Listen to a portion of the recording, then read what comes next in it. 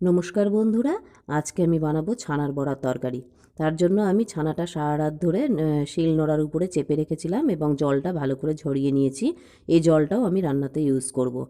তো আমি নুন আর হলুদ দিয়ে দিলাম, দিয়ে এবার ছানাটাকে ভালো করে মাখিয়ে নেব।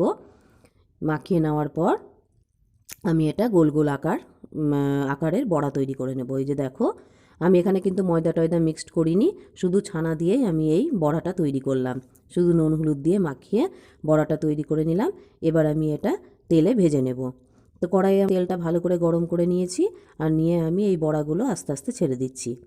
তো দেখো, একটু এপিট ওপিট করে লাল লাল করে ভেজে নিতে হবে। তো আমার লাল লাল করে ভাজা হয়েও গেছে বড়াটা। খুব সুন্দর টেস্ট হয়, অনেকেই নিশ্চয়ই খেয়েছো, খুব ভালো লাগে খেতে। নিরামিষের দিন এটা খুব ভালো লাগে, নিরামিষ পদ হিসেবে খুব সুন্দর। তো আমার বড়াগুলো দেখো ভাজা হয়ে গেছে, আমি দেখিয়েও দিলাম। এবার আমি কড়াইয়ে ছেড়ে দিলাম আলু। তো আলুটা একটু লাল লাল করে আমি ভেজেও নিয়েছি। নেওয়ার পর আমি দিয়ে দিলাম জিরে, আদা ও লঙ্কা বাটা।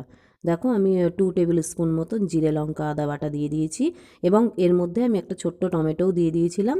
ওই টমেটোটা একসঙ্গে আমি সব পেস্ট করে নিয়েছি, নিয়ে আমি ওটা 2 থেকে আড়াই স্পুন মতন দিয়ে দিয়েছি। দিয়ে ওটা আমি দিলাম। এবার দিয়ে দিলাম একটা তেজপাতা, আর দিয়ে দিলাম আমি স্বাদ মতো নুন, আর দিয়ে দেবো এবার আমি সামান্য হলুদ, মানে যতটা আমার তরকারিতে লাগবে আমি ততটাই দিলাম। আর দিয়ে দিলাম আমি হাফ টি স্পুনের থেকেও একটু কম লঙ্কার গুঁড়ো। তোমরা এটা স্কিপ করতে পারো, আমি এটা দিলাম, তোমরা নাও দিতে পারো।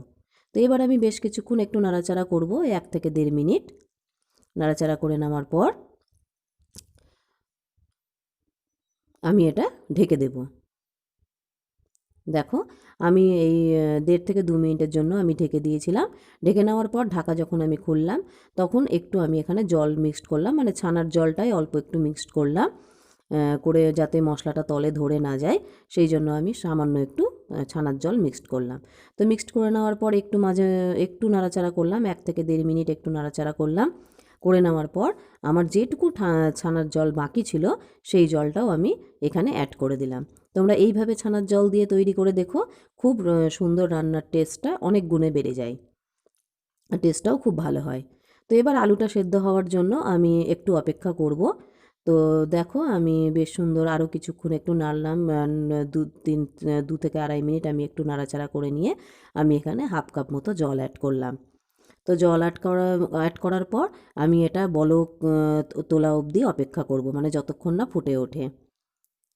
তো দেখো, আমার ঝোলটা বেশ সুন্দর ফুটে উঠেছে। এবার আমি বড়াগুলো ছেড়ে দিলাম, সবগুলো বড়াই আমি ছেড়ে দিলাম। দেখো, দেখতেও সুন্দর হয়েছে ঝোলটা।